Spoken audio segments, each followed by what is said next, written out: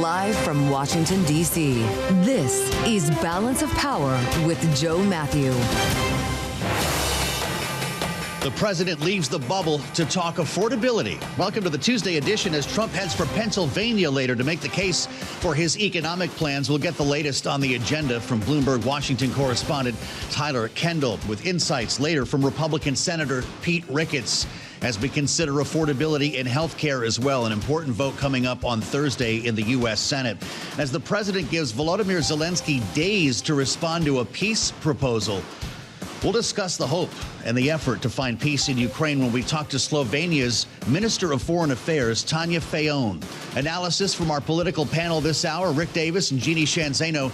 And it's all after a look at Wall Street. Let's get up to date here on the markets. Latest on the Tuesday trade with Charlie Pellet in New York. Hey, Charlie. Well, hello there, Joe Mathieu. We're looking at a decline right now for the Dow Jones Industrial Average. The S&P 500 index is holding on to a gain, while NASDAQ remains higher. The NASDAQ Composite Index up 54, up by about 0.2%. S&P up 6. That is a gain of 0.1%. Dow Industrials now down by 0.2%. The Bloomberg Mag 7 Index up 0.7%. 10-year at 4.16%. The 2-year currently yielding 3.59%. Traders holding off from making big bets ahead of the Fed's final interest rate decision of 2025. All of that 2 p.m. tomorrow, Wall Street time.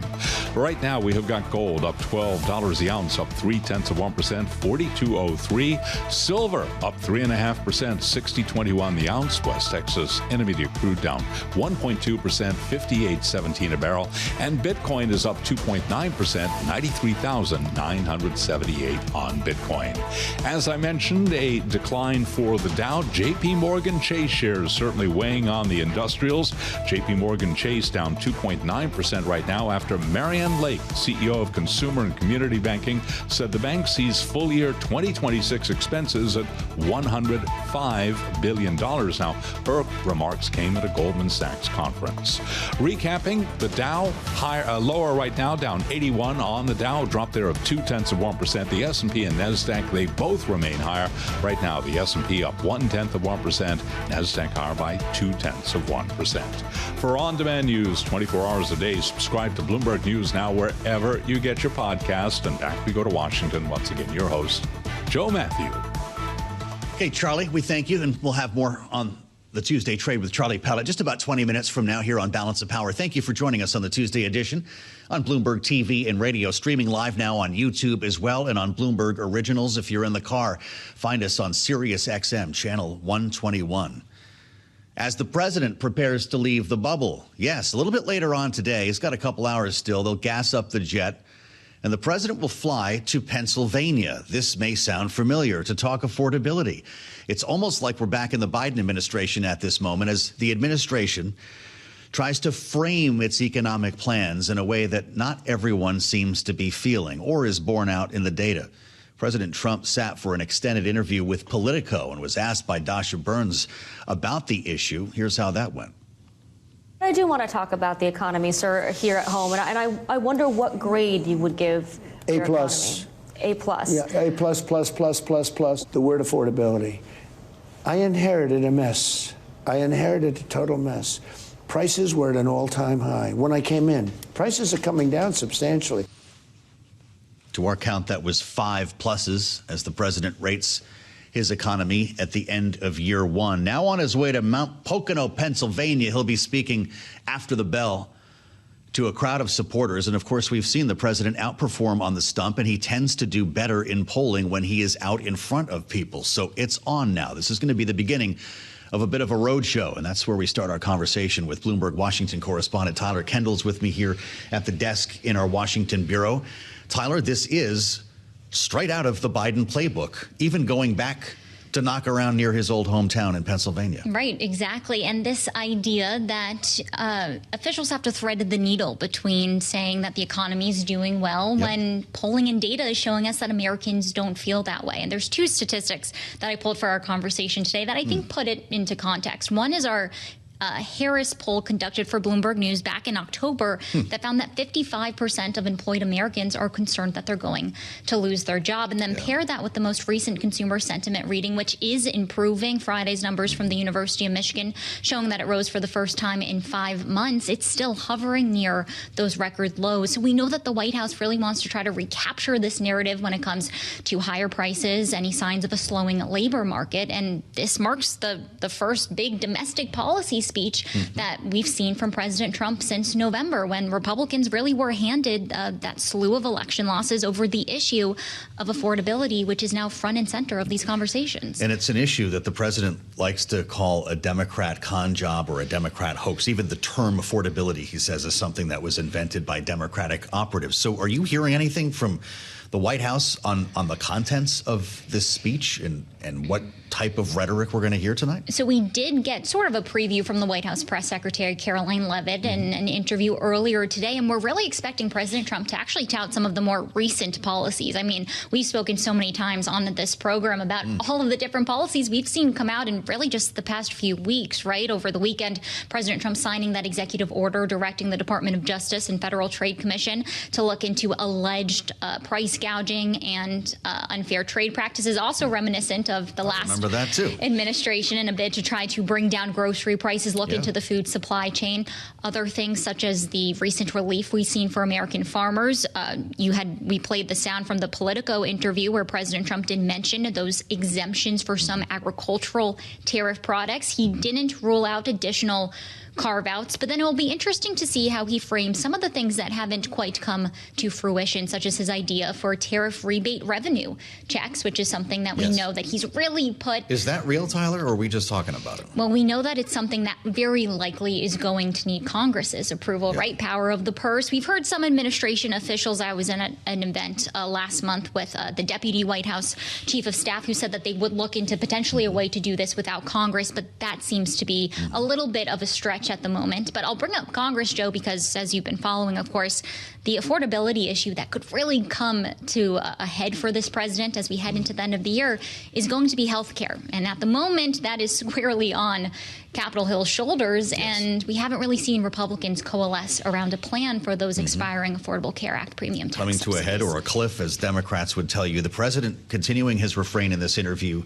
just send the money to people, let them go to the insurance companies.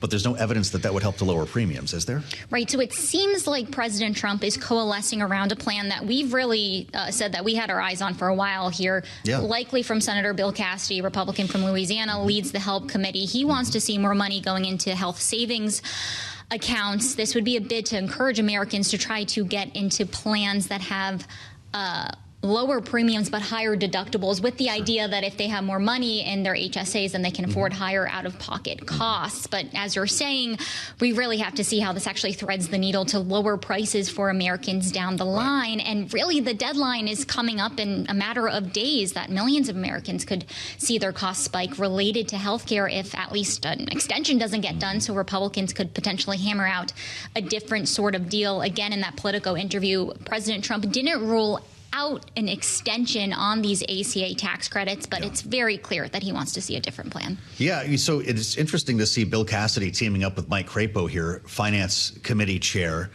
because John Thune needs to pick something, right? They're going to vote on Thursday on a Democratic plan. The question is, will there be a Republican answer? Right, and he seemed to lend his support to this idea. I mean, as you're mentioning, this is the vote that Democrats wanted to see. This is how we reopened the government. We're going to get deja vu all over again. But it doesn't really feel like there's any sense that plan, it's a 3-year so-called clean extension. They're not going to put into effect any sort of structural changes like income caps or anti-fraud provisions that Republicans want to see, that's really going to ultimately get over the finish line. So then that leaves with the ball really in Republicans' courts on what's going to happen. Though worth mentioning, there are some Republicans we have our eyes on, like Josh Hawley, hasn't said that he would support the Democrats' plan, but says that he wants to support something. It's not a good look for Republicans. He says if they don't put something a little bit more concrete on the table. Tyler, thank you so much. Reporting here in Washington, our Washington correspondent, Bloomberg's Tyler Kendall, with the latest from the White House and from Capitol Hill. Both ends of Pennsylvania Avenue trying to manage this healthcare issue as we speak, not to mention what is happening in Ukraine and throughout Europe right now. President Trump has been speaking quite a bit about this recently, with a new security plan and a new peace proposal for Ukraine. We find the headline on the terminal before we spend some time with the foreign minister of Slovenia. Trump gives Zelenskiy days to respond to a peace proposal. This is the plan that has been hashed out with Steve Witkoff, Jared Kushner, and to a lesser extent, the Secretary of State Marco Rubio over the past couple of weeks. Trump's envoys, according to the Financial Times, have given Zelenskiy only days to respond to a proposed peace deal. The president saying just on Sunday evening at the Kennedy Center that he was disappointed President Zelenskiy hadn't even read the proposal yet, because there are great concerns that this proposal favors Russia and would force Ukraine to give up part of its sovereign territory. Bigger questions about President Trump's view of our allies in Europe. He was asked about this in his sit-down interview with Politico. Listen. I think they're weak, but I also think that they want to be so politically correct. I think they don't know what to do. Europe doesn't know what to do. They don't know what to do on trade either. I mean, I look at a lot of the trade, situation that's going on over there. It's a little bit dangerous. That's where we start our conversation with the Minister of Foreign and European Affairs, the Republic of Slovenia. Tanja Fajon with us live from World Headquarters in New York. Minister, welcome to Bloomberg TV and radio. It's great to have you with us as part of our conversation. We'll start broadly here in the president's remarks about Europe. Is he missing something that you wish he knew? First, thank you for inviting me. We just held a very good discussion in the Security Council on Ukraine, which was at points quite emotional. And rightly so. We are observing the fourth year of brutal Russian aggression in Ukraine, with a lot of civilian deaths, a lot of children deaths, destroyed energy infrastructure, and severe violations of international law and the UN Charter. So everyone, including Ukrainians, want to see just and lasting peace. And everyone in the Security Council, 14 countries, are permanently calling for an immediate and unconditional ceasefire. So I think it is very clear. That is Russia. We want to see peace, and we want to see just and lasting peace. That means that the peace is also acceptable for Ukraine. Yeah. Well, we should note, and I appreciate your answer, that Slovenia currently holds the presidency at the UN Security Council. So your views are important here. Do you worry that this plan on the table now favors Russia and would hurt Ukraine and therefore the rest of Europe? I mean, the negotiations are ongoing, and I, of course, commend the U.S. administration, Trump, and everyone involved, because it is good that there is a time also for diplomacy, for searching for political solution instead of a military one. Of course, first is, as I said before, immediate and urgent ceasefire needed, and then meaningful negotiations.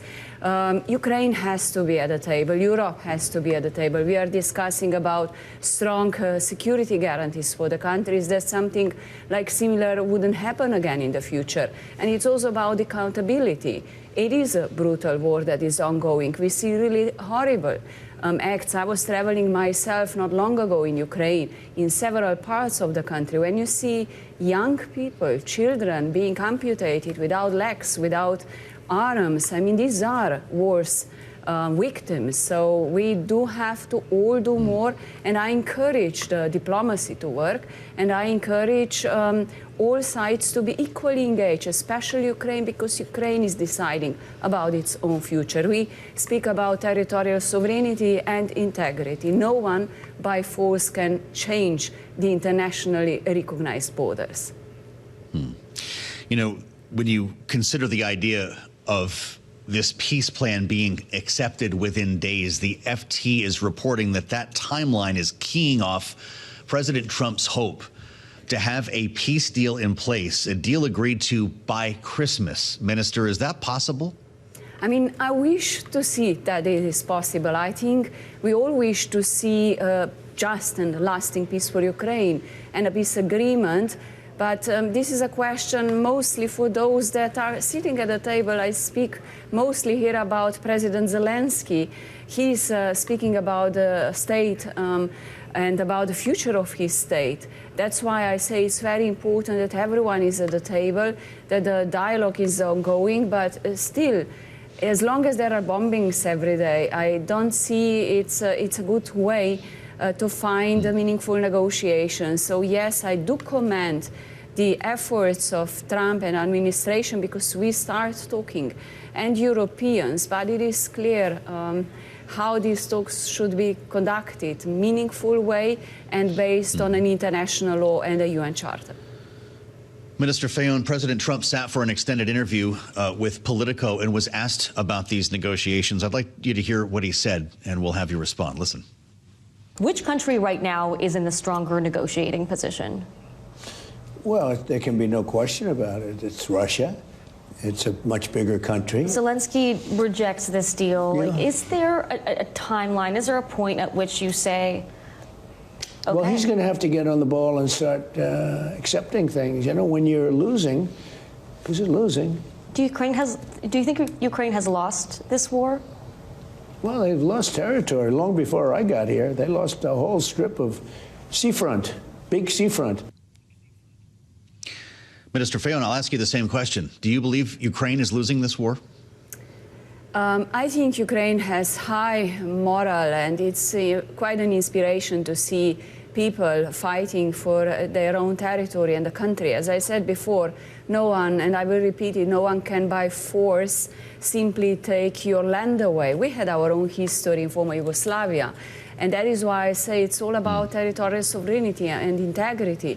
If there is meaningful negotiations after the ceasefire, it has to be respected and negotiated. So I do hope that the presidents, Putin, Zelensky, Trump, will sit down and find a solution that is acceptable for peace, for security, and for the future of Ukraine. Well, you remind us, Europeans have long memories. And I wonder, even if we have a peace deal with signatures on the table and a security guarantee, does history suggest you can trust Vladimir Putin with a deal? I mean, we are this year in 80th year of anniversary of United Nations. 80 years ago, our leaders committed to values of securing collective peace and security for our citizens around the world. I think this is a good moment to reflect ourselves where is our responsibility and maybe to recommit to these values. I think we live in times of this terrible geopolitical turbulence with too many armed conflicts in the world, and we need to protect civilians. I think this is our really moral, if nothing else, responsibility. If Volodymyr Zelensky gives up the Donbass, gives up territorial gains that Russia has made, Minister, in our remaining moment, what will that mean for the rest of Europe? You don't expect that I will prejudge the negotiations and the end result. I think this is up to President Zelensky for the talks about what is acceptable and negotiable for Ukraine that is clearly the victim of this war. I'm really glad you could join us today, and I appreciate your coming to see us at our headquarters in New York, Minister. Thank you. Tanja Fajon, Minister of Foreign and European Affairs, the Republic of Slovenia, in a conversation you will not hear anywhere else today. Of course, on Bloomberg TV and radio, The Exception. I'm Joe Mathieu in Washington with much to discuss here as we turn from the situation in Ukraine back to politics here at home. And our signature panel will be up next. The president sat for that extended interview and touched on a range of issues, including the health care debate here in Washington, geopolitics around the world, and prices here at home. With the president flying to Pennsylvania today to talk about affordability. We'll have more with Rick Davis and Jeanne Zaino straight ahead on Bloomberg. Thanks for spending part of your Tuesday with us on Bloomberg TV and radio. We're streaming live on YouTube and always on your satellite radio at channel 121. Big questions about what's going to happen as we make our way through the week, but we're actually asking questions about what will happen later today, even as the president leaves the White House for Pennsylvania. And this will likely sound familiar if you watched Joe Biden go through the affordability crisis and the heights of inflation in the last administration. It was typically Pennsylvania where he would travel, if not to Scranton itself in his hometown to get down to kitchen table issues and talk about, yes, affordability, a term and a concept the president likes to call a Democrat con job. So squaring these two ideas could be interesting when he stands before thousands later on, making his way to Mount Pocono after a Christmas party at the vice president's residence. The president was asked just yesterday about this idea of affordability as a hoax or a con job when he sat down to talk about a farmer bailout in the cabinet room at the White House. Listen. You can call it affordability or anything you want, but the Democrats caused the affordability problem. I think the prices are going to be going down already. I mean, the prices are way down. We brought prices way down from what it was. We inherited high prices. Inflation is essentially gone. We have it normalized, and it'll go down even a little bit further. But of course, the data we talk about on the regular, at least when the government is open, would not confirm that prices are down. In fact, flat in some cases and even higher in others. The president likes to reach toward gas prices, which have been trending lower, and some of the deals that he's made when it comes, for instance, to pharmaceutical prices. But people haven't felt those yet. And we could be in a world where healthcare premiums are about to skyrocket, at least if something isn't solved on Capitol Hill. So let's assemble our political panel for more on affordability and how the president is going to approach this today. What is the strategy that could work that maybe Joe Biden did not enjoy? Rick Davis and Jeanne Zaino, as you can see, are with us. Bloomberg Politics contributors. Rick is our Republican strategist partner at Stonecourt Capital, and Jeanne is Democracy Visiting Fellow at the Harvard Kennedy School Ash Center. Great to have both of you with us. Rick, this is a tough order for President Trump. President Biden was never able to close this deal. What should be the approach today as he tells people that they may not be feeling what he is seeing? Well, Biden, who did oversee one of the largest inflation spikes in our nation's history, was running for re-election.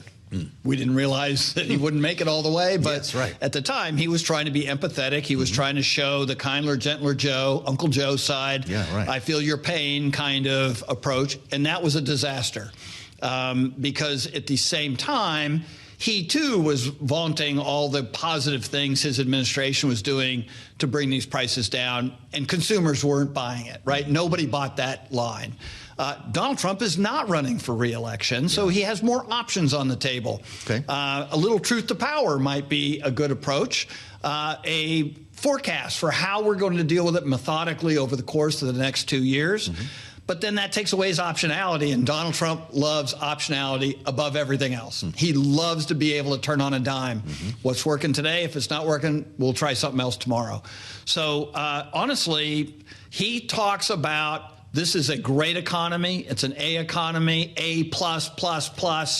And I think this is one strategist talking, that if he goes into this conversation in Pennsylvania and tries to convince people that they aren't feeling good enough because the economy's so great, that's going to backfire on him. How about just give me a minute, Jeanne? A little bit of honesty. You know, we've got a big plan. He likes to say, I inherited a mess. So give me a minute. Short-term pain, like he said, with the tariffs, long-term gain. Do people buy that? Well, that's what J.D. Vance has been trying to say. That's what Scott Bessent has been trying to say. They are following the directives coming out of the politics arm of the White House. But of course, they are much better at staying on message than Donald Trump, who famously does not want to listen to people who tell him that he's got to say, give us more time. The politics strategy folks are also telling him, stop blaming Joe Biden, start contrasting your plans with those of Democrats in Congress. He's not interested in that. So it's going to be very curious today to see how he threads this needle, because, of course, he wants to say what he said in that interview to Dasha Burns yesterday, which is that I get an A+++++. And of course, the problem for the president is we don't grade ourselves. You know, it would be nice in life if we were grading ourselves, but that's not the way this works. Somebody else grades us. And in this case, it's the American voter. And, you know, Rick's right. He's not running again. But you know who are?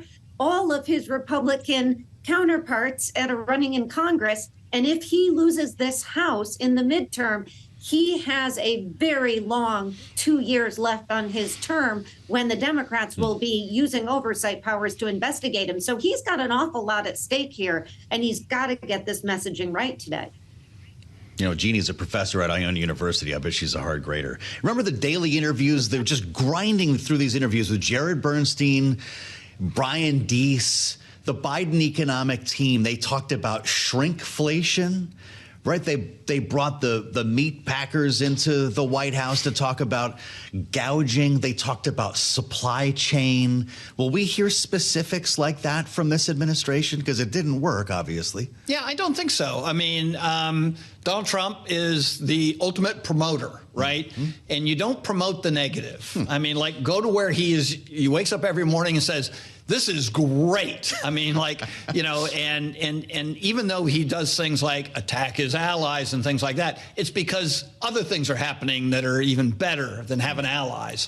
And so I doubt if he's going to go after sectors, unless there's something specific he's trying to get from that sector that he's trying to do. And remember, Jimmy Carter, who I'm old enough to sadly remember the high cost of power, and he said, put on a sweater and turn down your thermostat. Well, that went over well. Yeah, right. And so there's no evidence that having this sort of serious conversation with consumers is any more effective than, you know, being the grand promoter and saying everything's fine. So I just think he's going to be who he is, right? Whether we like it or not, Donald Trump is the cheerleader in chief of the United States of America and our economy. And more, he's even realizing it's his economy. So if it's bad, it's Biden. If it's good, it's me. Sure. A year from now, it'll be all me because it'll all be good. Yeah, well, it's tough to get out of the bubble sometimes when you're the president, Jeannie. He's going to be standing in front of throngs of supporters, right? They're probably waiting in line right now. He'll hear the cheering and the USA chants. He'll probably figure that this is working out pretty well, won't he? Yeah, and that's the problem, right? And we saw it with Biden. We're seeing it with Trump. Incumbency is a benefit, but it's also a drawback. You are in the bubble of the White House. In this case, he hasn't spent a lot of time on the road. It's one of the very few excursions he's taken out on the road because his numbers on the economy are dropping so fast, and it's such a problem for him. And yeah, people will be waiting out in the cold and they will be cheering for him, but nothing changes the numbers or how people are feeling. And that's the problem he has to contend with. And there's no easy way to contend with it except to say, I've got a plan, and if you hold on and wait, it's going to be coming. But that's not what people want to hear. And of course, that means he's going to go out there and probably bolster what he's done and blame the problems on Joe Biden, which, by the way, is just what he's been doing. The only difference here is he's going to do it in Macomb County. And, you know, this is a county that matters. And I think it's a sign how concerned he is about the midterm, that this is one of the counties that straddles two districts, two of the few in the country that are up for grabs in the midterms. And he is desperate to hold on to the House as we go into the midterm. Would you send the boss to Pennsylvania, and where should he go from here if this is the road show?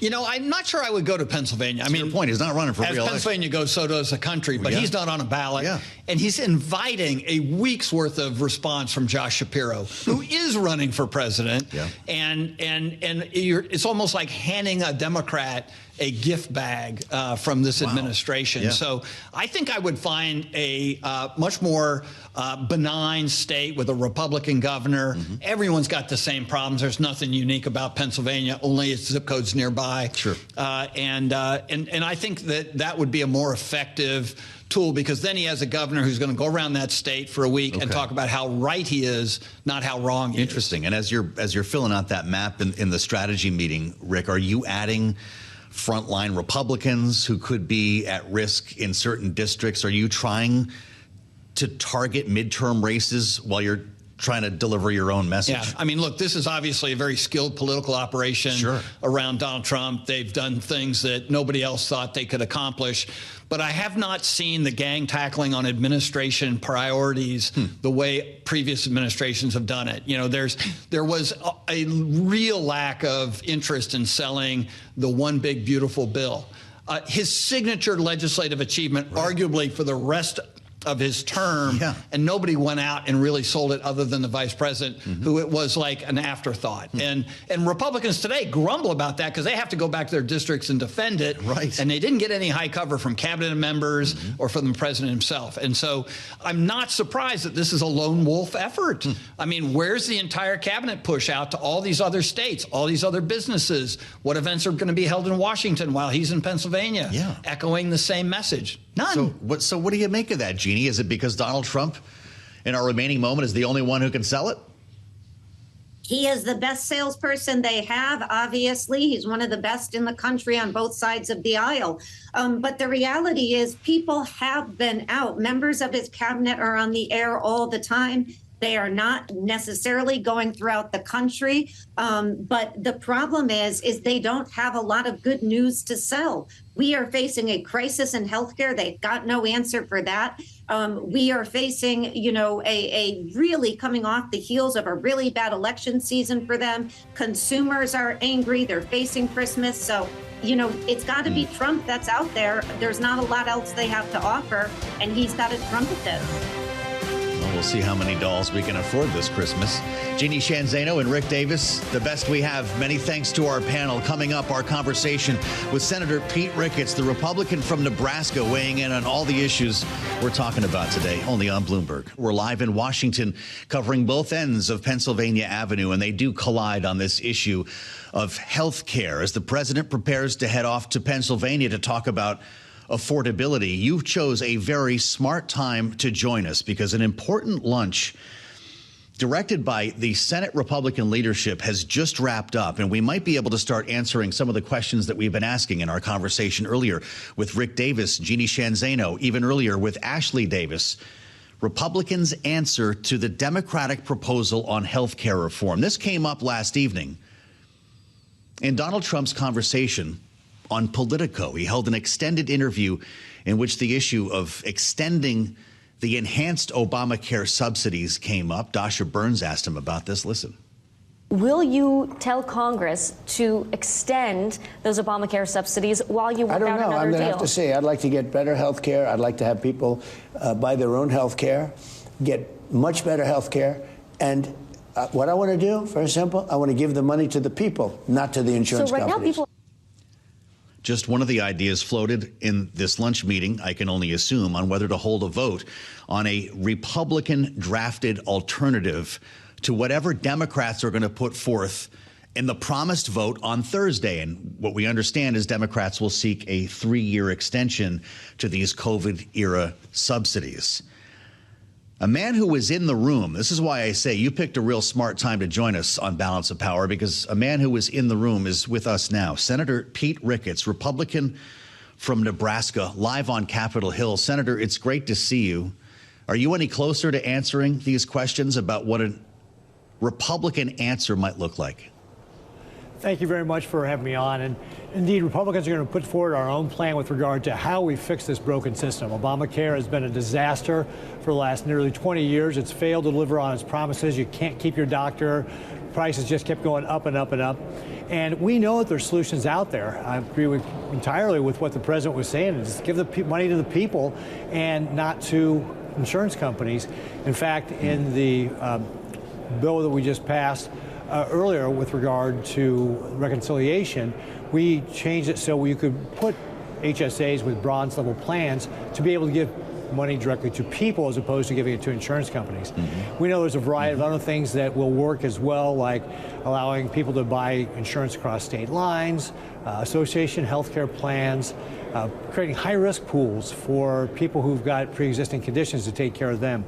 So I think there's a number of things that we can do to be able to offer the American people that will actually help start bringing the cost down instead of this failed system that, again, the Democrats very cynically, passed these, Biden Obamacare pandemic subsidies, these bonuses, and they're about to expire, but they were really meant to buck up a system that was failing.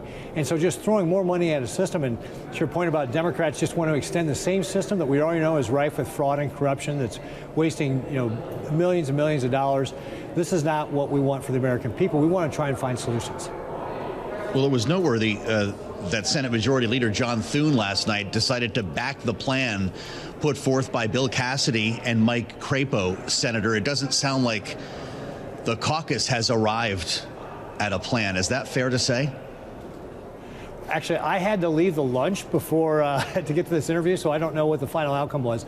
But we were discussing, as you point out, this very idea of what we want to put forward. And I think that putting forward our ideas with regard to how we actually address health care, I know as coming from a Nebraska senator, I want to deliver for Nebraskans. We want to be able to show that we have got a plan that will help Nebraskans' health care costs actually go down, not continue to go up the way it has under Obamacare. I think most Nebraskans know that Obamacare has been a failure.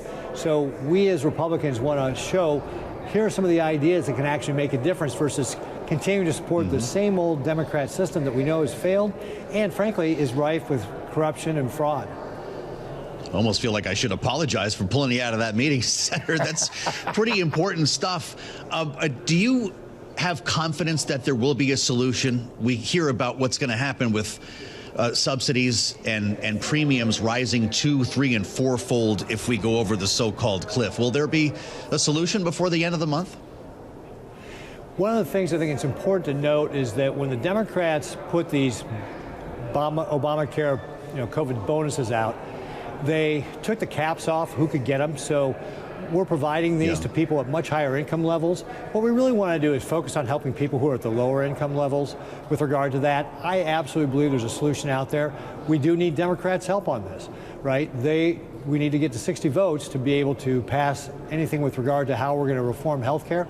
So I certainly encourage Democrats to look at how we can find common ground and solutions on bringing the health care costs down for people who we really need to be helping. And really, for those folks at the higher income levels, let's look for solutions that involve them actually maybe getting private health care or other solutions.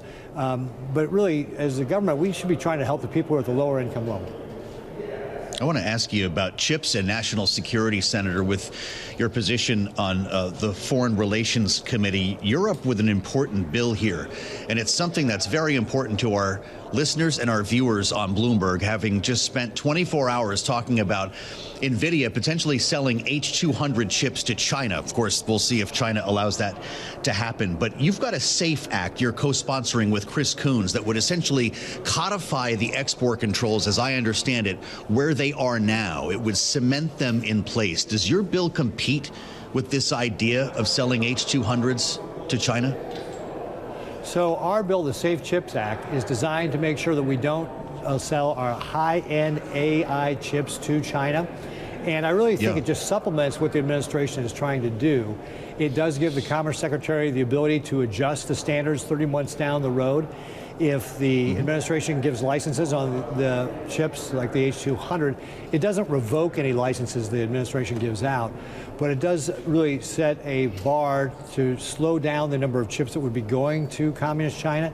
We need to remember that Communist China only produced about 570,000 of these chips last year compared to us and our allies producing like 20 million. They need us. We need to slow this down. We don't want a world where China is dominating AI. I know for my state and Nebraskans, I was, as governor, the first governor to ban TikTok, for example, on our state devices. Nebraskans understand the risks that Communist China poses. We don't want a world where it's Communist China's authoritarian values dominating AI. We want to be able to be the ones that are setting that. And so we want to keep our competitive lead. And that's what our Safe Chip Act really is designed to do, is to be able to help America keep our AI chip lead. So are you cool with selling H200s to China, Senator, or are we playing with fire here? I think it's dangerous and risky to give China high-end AI chips. I certainly encourage the administration to think about the risks that they're taking when they do this. I don't know what the advisors are advising the president on this with regard to that, but I think there is a risk here that China in other industries has taken our technology, copied the intellectual property, and then kicked our companies out. They've done this in all these industries, and Xi Jinping specifically has said that he doesn't want to be dependent on the United States at all for any of these AI chips, and they've invested billions and billions of dollars in trying to get away from us. So we should really take him at his word and not help him actually get the technology and the know-how and the chips, frankly, for the compute power to be able to catch up with us in this AI race, it's important we continue to have a dominant position. And again, that's what our Safe Chips Act does, is really helps us as a country, delivers for us that national security. Have you heard from Jensen Huang about this? His whole message has been the only way to win the AI race is to get the entire world on the American stack. If that's the case, does the H200 represent that, or are you drawing the line, for instance, at the Blackwell chip? That's the one that China cannot get. Well, again, I think that we should slow down any high-end AI chips from going to communist China. And frankly, I think that just, again, I think that helps us actually supplement what we want to do with regard to dominating the AI tech stack with American technology outside of communist China. So remember, Xi Jinping, the dictator of communist China, wants to make sure that he's got his own chips and his own technology, and we should have a dominant lead on him, and that's actually how we will win the race in the rest of the world, to make sure they're using the AI stack with our technology, making sure they're using our AI models, using our applications. That's what we want. And so again, keeping that commanding lead will help us make sure that we've got the ability to deliver that American AI technology stack to the rest of the world. Yeah. Is the White House behind this, Senator? That would help a lot. I'm curious if you have the votes. If Donald Trump says go for it, that would help, wouldn't it? Well, Senator Coons and I just introduced this bill last week. As you can see, it's a bipartisan bill. We've got not only Senator Coons on it, but Senator Sheehan and Senator Kim from the Democrat side, Senator Cotton and Senator McCormick on my side. So we are just starting right now to socialize this idea with my colleagues. We're going to continue to work on how can we make sure we limit the number of AI chips, especially these high-end ones, right, that are going to communist China, so that we can continue to have our lead. So we're going to continue to work with our colleagues here. And of course, we'll work with our colleagues in the House and the White House as well to be able to get that done.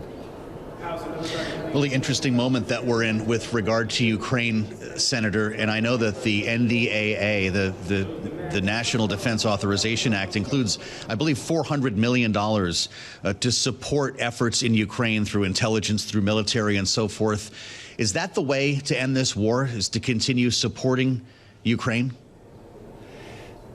Dictator Putin is only going to end this war when he thinks he's losing it. And so we've got to get to the point where he believes he's got more to gain through a peace than continuing this war. That means we need to continue to support Ukraine to make sure they've got a strong battlefield defense. Intelligence is obviously part of how we can do that. We also need to make sure we're ramping up the sanctions on them, and frankly, helping drive down the price of oil, such as the administration and President Trump have done, really helps us do that. That helps keep us safer when we've got a dictator like Putin who believes that he's under more pressure. So we should continue to do that. And again, that's how we deliver national security for our country, is to make sure that we got dictators in check. And so making sure that Ukraine is successful in pushing back on Putin is one of the ways that we can help make our own country stronger. Well, in our remaining moment, Senator, do you support the peace plan that's being formulated? What you've heard about that so far? Do you think it rewards the man you just called Dictator Putin? Well, we all want to see the fighting in Ukraine stop. And what we need to do is make sure that we have Ukraine in a strong position to resist aggression in the future. So making sure that they've got the weapons they need, they've got the army they need to be able to defend themselves, that they've got the support from Europe, and that they've got appropriate security guarantees are all the things that we're going to need to have to get to a final peace agreement. We don't want to have something where Putin can just years later, or even just the next year, decide he's rebuilt enough to attack Ukraine again. So it's got to be something that actually has Ukraine in a strong position to be able to resist aggression in the future, because frankly, again, Putin's a dictator. He's going to continue to come after Ukraine. Russia has done this for centuries. This is not something new that Russia has done just in the last, couple of years. So we're going to have to make sure that Ukraine's in a strong position going forward.